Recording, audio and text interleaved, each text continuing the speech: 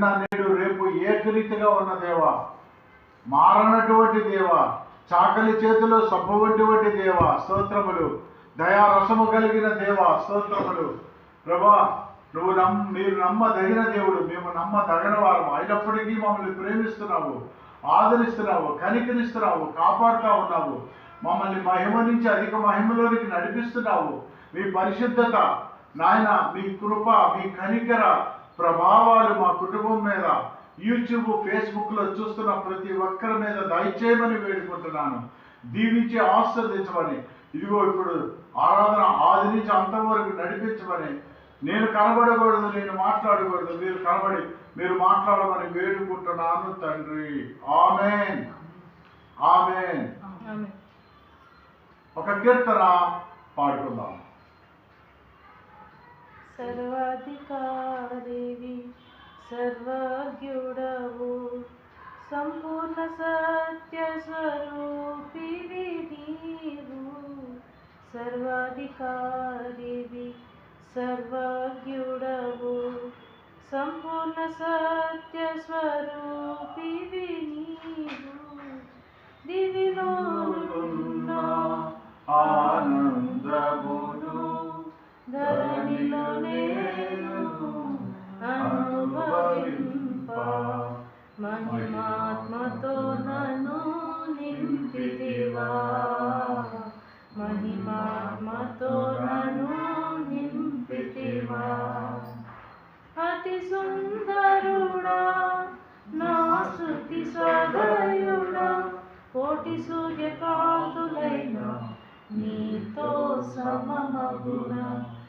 అతి సుందరుడా నా స్తుతి సదయుడా, కోటి సూర్యకాంతులైన నీతో సమమగునా. ఎనలేని నీ ఘన కార్యములు తలచి స్తుతించుచు నిన్ను నే మహిమపరతును. ఎనలేని నీ ఘన కార్యములు తలచి స్తుతించుచు నిన్ను నే మహిమపరతును. సర్వాధికారివి సర్వజ్ఞుడవు, సంపూర్ణ సత్య స్వరూపివి నీవు. దివిలోనున్న ఆనందమును ధరణిలో నేను అనుభవింప, మహిమాత్మతో నన్ను నింపితివా, మహిమాత్మతో నన్ను నింపితివా. బల శౌర్యము గల నా యేసయ్యా, శతకోటి సైన్యములైన నీకు సాటి అగుదురా. బల శౌర్యము గల నా యేసయ్యా, శతకోటి సైన్యములైన నీకు సాటి అగుదురా. మారవే నీ సాహస కార్యములు ఎన్నడు, ధైర్యముగా నిన్ను వెంబడింతును.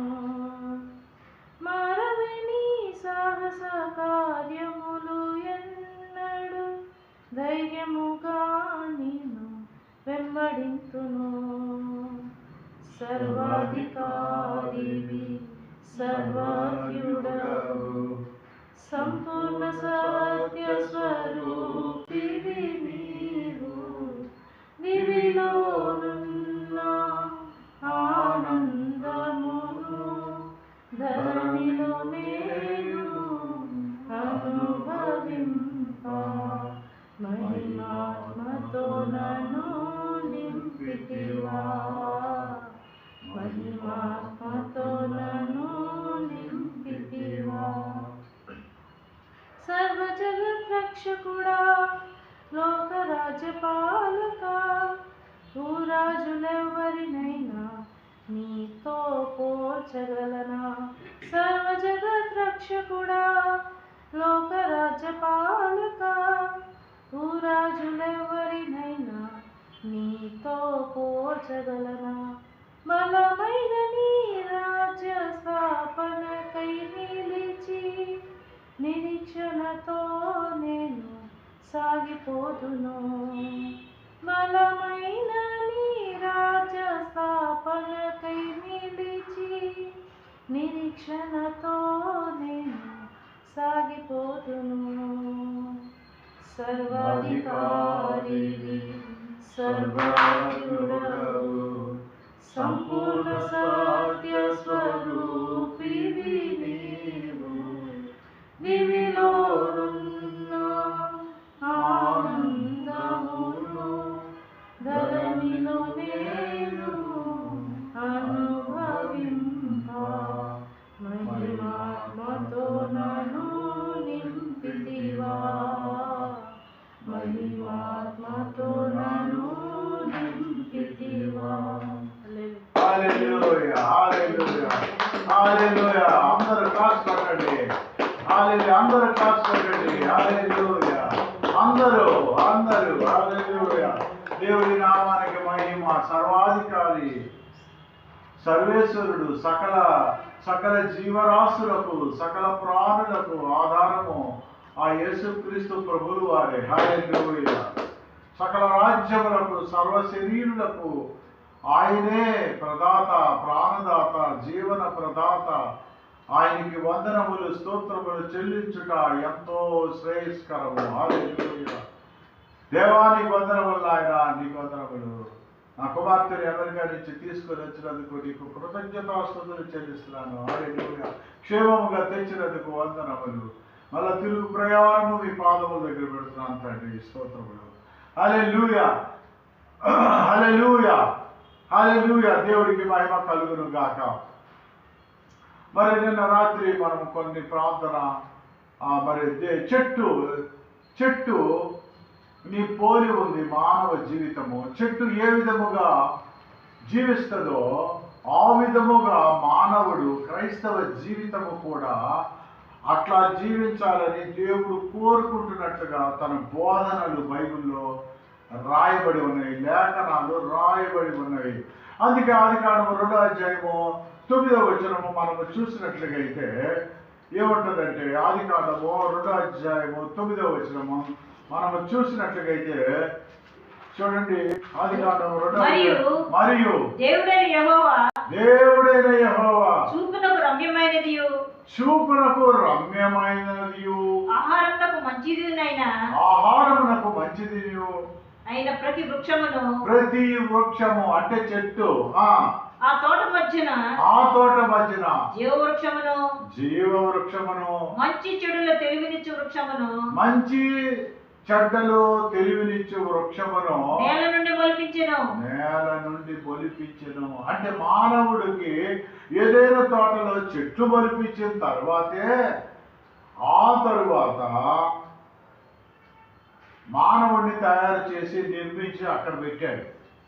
అంటే దేవుడు మరి చెట్లు కంటే ముందేమి నిర్మించాడు అంటే భూమి, ఆకాశము, నీళ్లు, సముద్రము. అంటే ఫిజిక్స్ అంటే దేవుడికి ఎక్కువ ఇష్టము అని అర్థమవుతా ఉంది.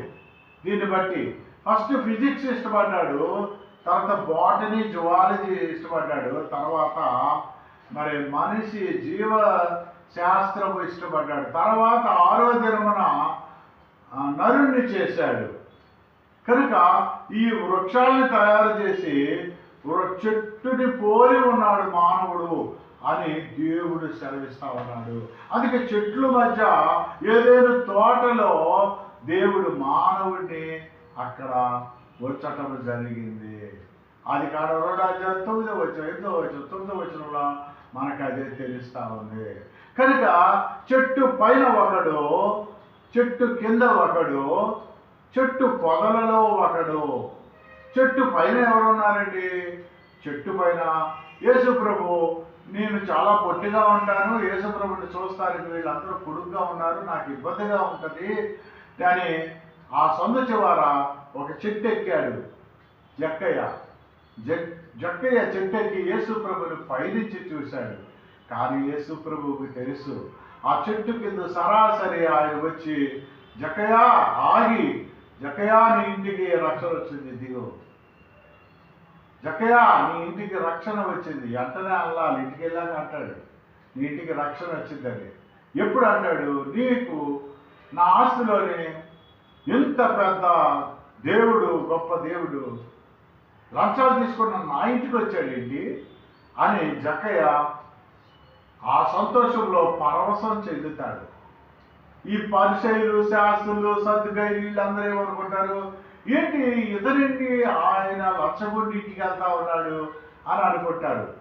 అప్పుడు నేను సంపాదించిన దాంట్లో సగం పేదలకు ఇచ్చేస్తా, నేను అన్యాక్రాంతం తీసుకున్నవాడికి ఇచ్చేస్తా, 4 రెట్లు ఇచ్చేస్తా, ఇట్లా ఈయన మొక్కుబడులు చేసుకుంటా ఉంటాడు జక్కయ్య. అప్పుడు అంటాడు, మనం అన్యాక్రాంతం తీసుకున్న వాడికి తిరిగి ఇచ్చేస్తే దేవుడు ఆశీర్వదిస్తాడు. అప్పుడు అంటాడు, ఇతడు కూడా అబ్రహాము కుమారుడే. అంటే లంచాలు తీసుకునే వాడిని దేవుడు మెచ్చుకుంటున్నాడా? కాదు. అక్కడికి దేవుడికి ఇచ్చే గుణం, ఇయ్యుడి అప్పుడు మీకు ఇయ్యబడును. ఇతడు కూడా అబ్రహాము కుమారుడే. ఇతడు ఎక్కడున్నాడండి? చెట్టును పోలిన మనిషి చెట్టు పైన ఉన్నాడు, ఇంకొకటి చెట్టు కింద ఇంకొక ఆయన ఉన్నాడు. నతానీయేలు, నువ్వు చెట్టు కింద ఉంటావు, నేను చూశానని యేసు ప్రభు అంటాడు. నతానీయేలు. ఇంకొక ఆయన చెట్టు పొదల్లో ఉన్నాడు, ఆయన మన ఆదిమ తండ్రి అయినటువంటి ఆదాము. దేవుడు వద్దన్న పని చేసి, ఆజ్ఞాతిక్రమం చేసి, దేవుడిచ్చిన నిబంధనతో మీరి చెట్టు పొదల్లో దాక్కున్నాడు. చెట్టు పైన ఒకడు, చెట్టు కింద ఒకడు, చెట్టు పొదల్లో ఒకడు. చెట్టును పోలిన జీవితము, చెట్టులాగా ఉండాలి క్రైస్తవ జీవితము. అది దేవుడికి ఇష్టమైనది అని మనకి సూటిగా లేఖనాలు చెప్తా ఉన్నాయి. అందుకే చూడండి, హోషియా 14:3 ఒక మంచి మాట ఉంటుంది. హోషియా 14:3. అందుకనే ఎక్కడ చూసినా చెట్టుతో పోలిస్తూ ఉంటాడు దేవుడు. 14:3 ఉంటుంది, అదిగో అతనికి చెట్టుకి మంచు ఉన్నట్లుగా, చెట్టునకు మంచు ఉన్నట్లు, చెట్టుకి మంచు ఉన్నట్లుగా నేను అతనికి ముందును, నేను అతనికి ఉండేదను. హల్లెలూయా. అంటే చెట్టు అంటే మనం, మంచు అంటే పరిశుద్ధాత్ముడు. పరిశుద్ధాత్ముడు మనకి ఎప్పుడు ఆనుకొని ఉంటాడు. చెట్టుకి ఆనుకొని ఉన్నట్టుగా ఆకులు మనము, చెట్టు మనము. మంచు పడతా ఉంటుంది చెట్టు మీద, పరిశుద్ధాత్ముడు మన మీద ఉంటాడు. హల్లెలూయా. కనుక హోషియాలో 14:3 సెలవిస్తా ఉన్నాడు. ఇంకా చూడండి, కీర్తనలు 128:3 అక్కడ ఏమంటున్నాడంటే, ఉండండి, అయ్యో 128వ కీర్తన 3వ వచనం.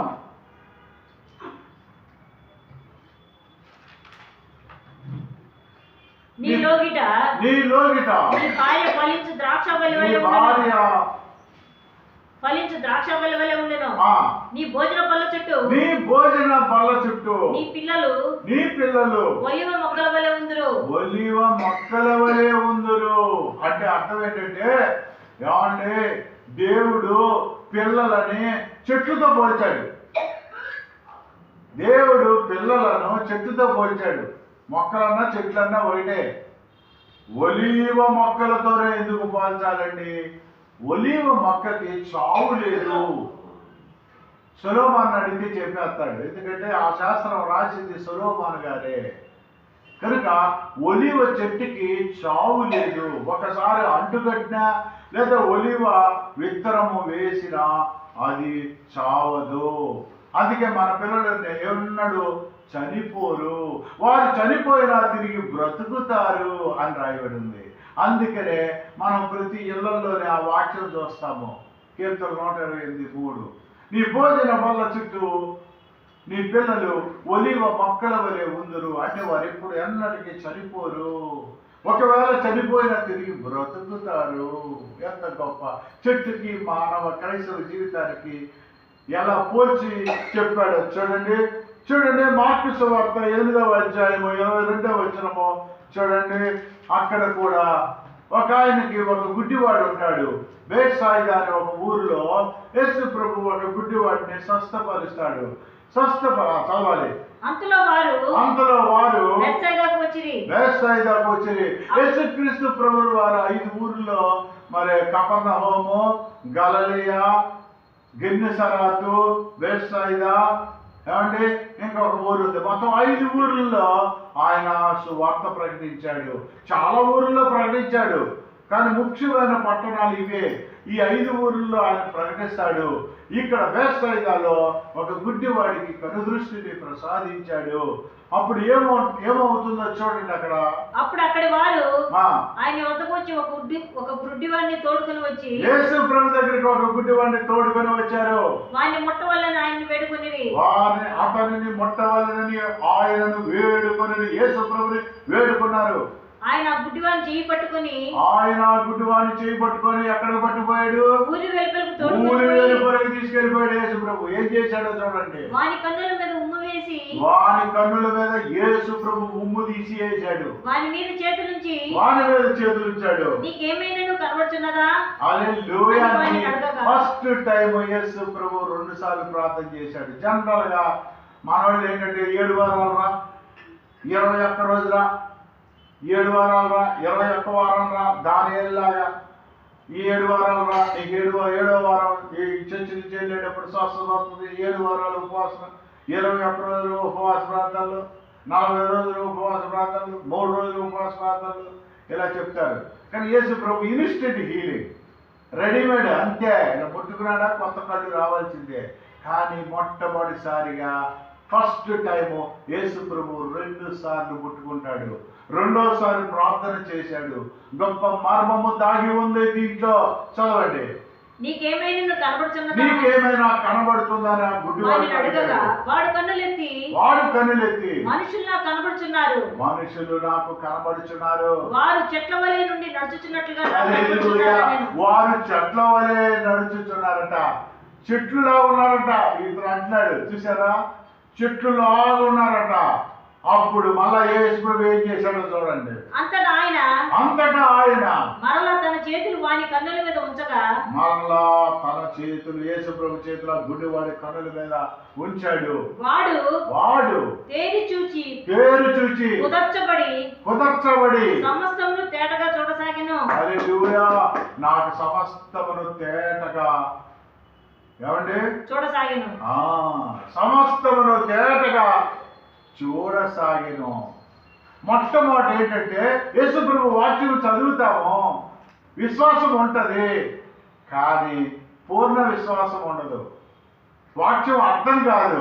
అందుకే 2సారి 3సారి చదివాం అనుకోండి, 2సారి చదివితే వాక్యం అర్థం అవుతుంది. విశ్వాసంలో బలపడే కొద్దీ మనకి అర్థం అవుతుంది. అప్పుడు స్పష్టంగా వాక్యం అర్థం అవుతుంది. అందుకే 2సారి మనం వాక్యం చదవాలి. విశ్వాసం బలపడాలంటే 2సారి వాక్యం చదవాలి. అతనికి 2వసారి చెట్టు లాంటి మనిషి 2సారి అతను ముట్టుకొని ప్రార్థన చేశాడు. కనుక కీర్తనలో 1వ అధ్యాయం 3వ వచనం చూడండి. కీర్తనలో 1వ అధ్యాయం 3వ వచనం మొట్టమొదటి కూడా చదవచ్చు. దుష్టుల ఆలోచన చొప్పున నడవక, అపహాసులు కూర్చున్న చోట కూర్చోడక, పాపుల మార్గం నిలవక, ఆలోచన చొప్పున నడవక, పాపుల మార్గంలో నిలవక, అపహాసకులు కూర్చున్న చోటును కూర్చుండక, యెహోవా ధర్మశాస్త్రమునందు ఆనందించుచు దివారాత్రములు దానిని ధ్యానించువాడు ధన్యుడు. ధన్యుడు. అతడు నీటి కాలువల ఓరన నాటబడిన వాడై ఆకువాడక తన కాలమందు ఫలమిచ్చు చెట్టు వలె నుండును. అతడు చేయినదంతయు సఫలమగును. చెట్టుతో పోలిస్తా ఉన్నాడు. హల్లెలూయా. దేవుడికి మహిమ కలుగును గాక. అందుకే ఒక చెట్టుకి వేళ్ళు చూడండి. చెట్టు విశ్వాసం ఒక ఆధారము. చెట్టు వేళ్ళు ఎంత లోపలికి వెళ్తే అంత బలంగా ఉంటుంది చెట్టు. 7వ అంతస్తుల బిల్డింగ్ దాని పునాది బలంగా ఉంటేనే 3 ఏళ్ళు 5 ఏళ్ళు సేవలోని లేదా యేసుప్రభు నమ్ముకొని 10 ఏళ్ళు అయితే అనుకోండి, 50 ఏళ్ళు అయిపోయింది ఒక ఆయనకి యేసుప్రభు బాప్తిసం తీసుకొని. ఈ 50 ఏళ్ళోడి విశ్వాసము గొప్పదా, 3 ఏళ్ల క్రితం యేసు ప్రభువు నమ్ముకున్నాడు విశ్వాసము గొప్పదా అంటే 50 సంవత్సరాల విశ్వాసము గొప్పది. ఎందుకంటే వాడు పాతికిపోయి ఉన్నాడు, అనేక మెసేజ్లు వినుంటాడు, అనేక సార్లు ఎదురు దెబ్బలు తినుంటాడు, దేవుడితో విశ్వాసములో బలపడి ఉంటాడు, వాడు బట మీద కట్టబడినటువంటి వాడిగా ఉంటాడు. అందుకని చెట్టు తన వేళ్ళను భూమి లోపలికి వెళ్ళే కొద్దీ ఆ చెట్టు బలంగా ఉంటుంది. మానవుడికి, క్రైస్తవుడికి విశ్వాసము బాగా ఉన్నప్పుడు అతడు బలంగా ఉంటాడు. చూడండి, అందుకే మీకు ఒక మంచి వాక్యం చూపిస్తా. కొలొస్సీయులు 2:7.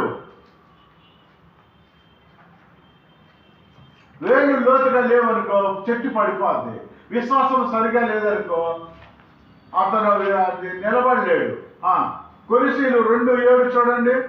కావున మీరు ప్రభు అయిన క్రీస్తు యేసును అంగీకరించిన విధముగా ఆయన యందు వేరుపారిన వారై, ఆయన యందు చెట్టు వేరుపారినట్లుగా వేరుపారిన వారై ఇంటి వలె కట్టబడుచు, ఇంటి వలె కట్టబడుచు, మీరు నేర్చుకున్న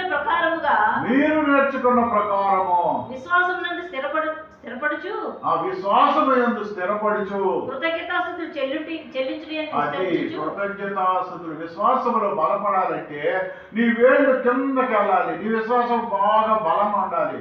7 అంతస్తుల బిల్డింగ్కి 1 అంతస్తు బిల్డింగ్కి తేడా ఉంటుంది. 7 అంతస్తుల బిల్డింగ్కి పునాది కరెక్ట్గా గట్టిగా వేయాలి.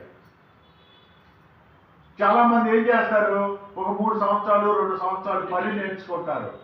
నేర్చుకోగా వాళ్ళ అమ్మ నాన్నతో చెప్తారు, నేను కూడా ఇంకో పెద్ద ఆఫీస్ పెడతాను, లేదా అలాంటి బిజినెస్ పెడతాను, నాకు పెట్టుబడి పెట్టండి అంటారు. అనుభవం తక్కువ, నష్టపోతాడు. హల్లెలూయా, దేవుడి నామమునకు మహిమ కలుగును గాక. ఇంకా చూడండి, యాకోబు 1:12. ఇది ఏంటంటే చెట్టు కాండానికి సంబంధించింది. చెట్టు కాండము, చెట్టు ఎండకి ఎండుద్ది, వర్షానికి తడుస్తుంది, చాలా బాధపడుతూ ఉంటుంది. అలాగే క్రైస్తవ జీవితంలో మనిషికి స్థిరత్వం ఉండాలి, సహనం ఉండాలి. అది ఉంటేనే శోధనలు సహించేవాడు ధన్యుడు. మన కష్టాలు వస్తాయి, అవమానం వస్తాయి, నిందలు వస్తాయి, అప్పుడు స్థిరంగా ఉండాలి. కాండము స్థిరంగా ఉండాలి. ఎందుకంటే తల్లి కాండము భూమి లోపలికి చొచ్చుకొని పోయి భూమిలో ఉన్న నీరంతా లాగి చెట్టు పైన కొమ్మలు రెమ్మలు అక్కడ వరకు అది నీరు అందిస్తూ ఉంటది. కనుక శోధన సహించువాడు ధన్యుడు. రోమీయులకు రాసిన పత్రిక 5వ అధ్యాయం 3వ వచనం. రోమీయులకు రాసిన పత్రిక 5వ అధ్యాయం 3వ వచనం. కనుక కష్టాలు, పరీక్షలు ఎన్నో క్రైస్తవ జీవితంలో క్రైస్తవుడికి పరీక్షలు ఉంటాయి. మరి చెట్టుకి ఏముంటాయి, గాలి వస్తుంది, వాన వస్తుంది, అది కొట్టుకుపోవటానికి, పడిపోవటానికి వేళ్లతో పాటు. చూడండి, ఎప్పుడైతే తుఫాను వచ్చినప్పుడు కారు వేసుకుని వెళ్తుంటే వేళ్లతో పాటు ఇలాగా మెయిన్ రోడ్లో పడిపోవటం చూస్తూ ఉంటాం. కరెంట్ స్తంభాలు వచ్చి దాని మీద పడితే ఆ చెట్టు రోడ్డు మీద పడటం మనం చూస్తూ ఉంటాం. శ్రమ ఓర్పును, ఓర్పు పరీక్షను, పరీక్ష నిరీక్షణలో కలుగజేయనని ఎరిగి శ్రమలయందు అతిశయపడదుము. అది కనుక ఇప్పుడు మళ్ళా చెట్టుకి రండి. మళ్ళా ఎందుకంటే చెట్టు లాంటిదే క్రైస్తవ జీవితం. కొమ్మలు ఉన్నాయి, చూసుకోండి. మీరు ఒక వాక్యం చూడండి. మీరు మత్తయి సువార్త 5వ అధ్యాయం 16వ వచనం చూడండి. చెట్టు కొమ్మలు చూసినమ్మటే పక్షులు ఆశ్రయం ఇస్తుంది. చెట్టు కొమ్మల్లోనే పక్షులకి ఆశ్రయం ఉంటుంది.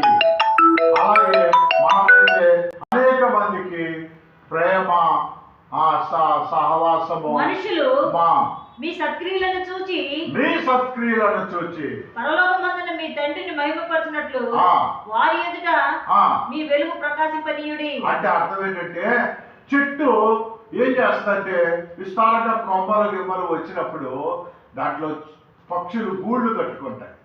ఏమండి, ఎండాకాలం వచ్చైతే మనుషులకు కూడా ఎండ ఎక్కువ ఉంది, ఈ చెట్టు నీడలో 1 గంట ఉందాం, కొంచెం చల్లబడ్డాక వెళ్దాం, మనుషులకి నీడనిస్తుంది.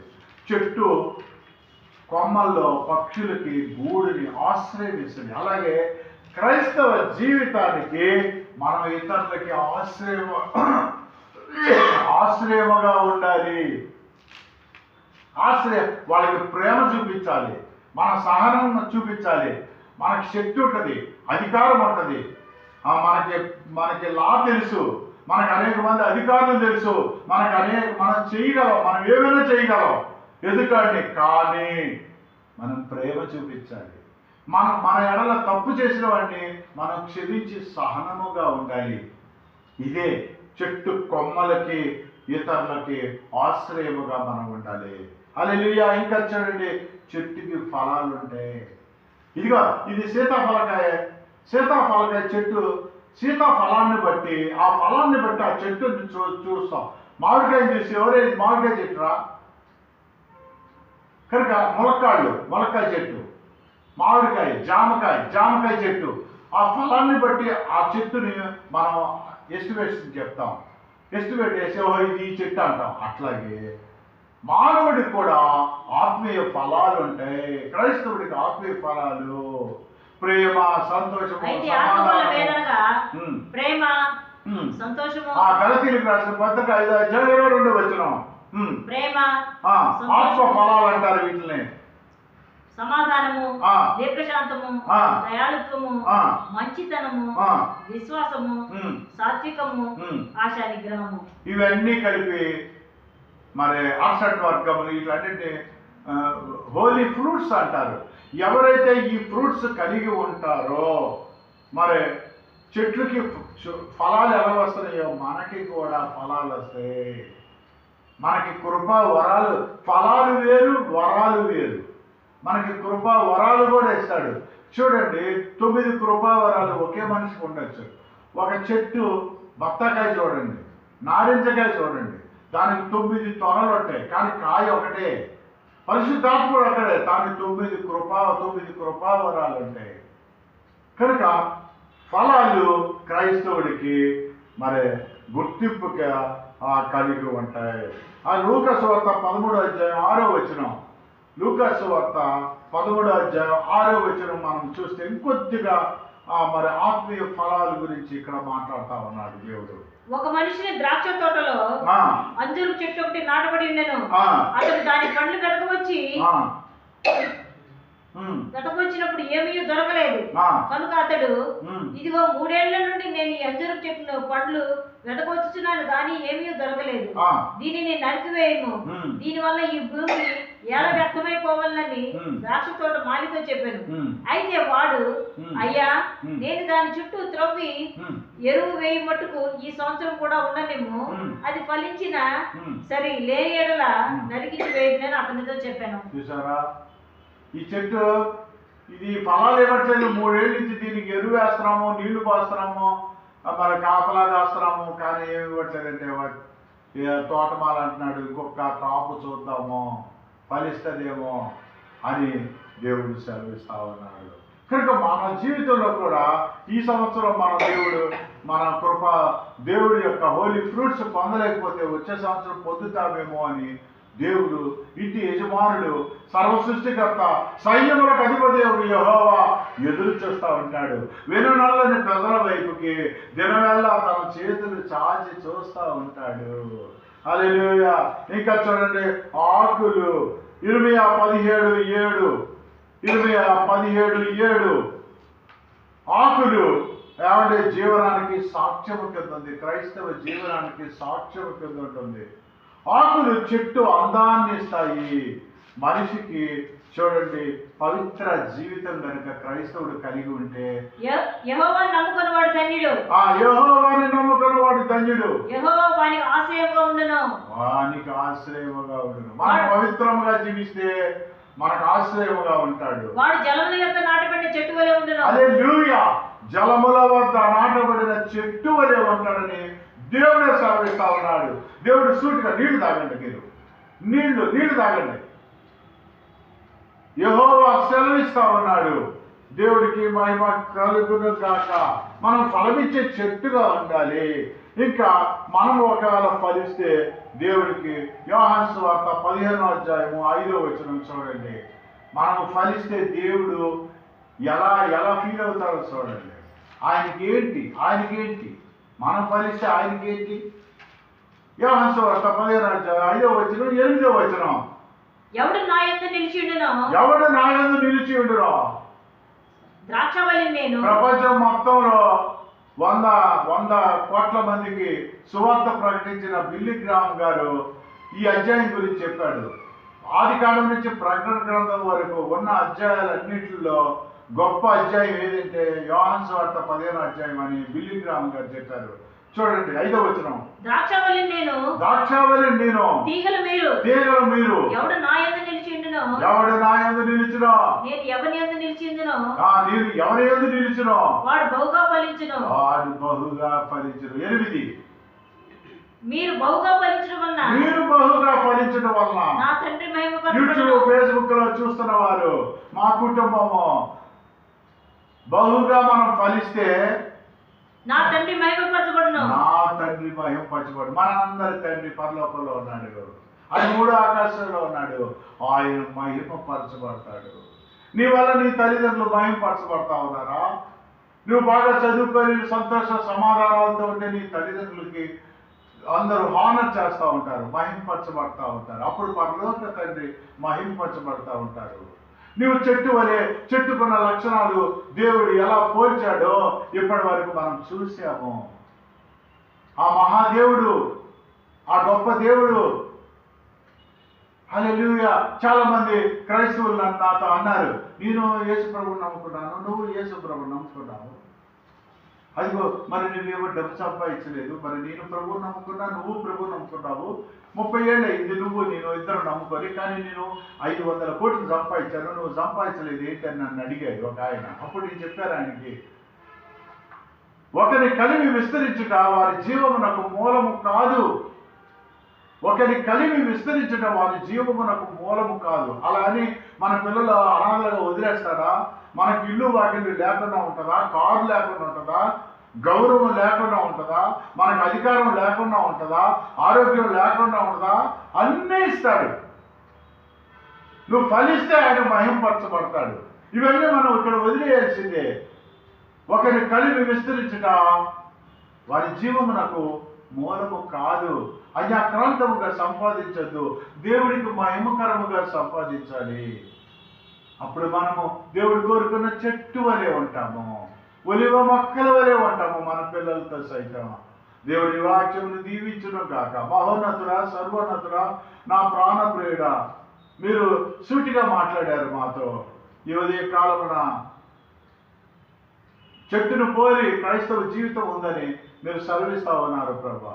మా ఆకులు చూసినా, చెట్టు ఫలాలు చూసినా, నా ప్రభా చెట్టుకున్న శుభ లక్షణాలు చూసినా ప్రభా మానవ క్రైస్తవ జీవితంతో పోల్చారు ప్రభా. మీరు మీకు కృతజ్ఞతాస్తుతులు చెల్లిస్తున్నాను అయా. యూట్యూబ్ ఫేస్బుక్లో చూస్తున్న ప్రతి కుటుంబాన్ని దీవించండి, మా కుటుంబాన్ని దీవించండి. మీ పాదములు పట్టుకుంటూ మీ ప్రియ కుమారుడే యేసుక్రీస్తు నామమున తండ్రి. ఆమేన్.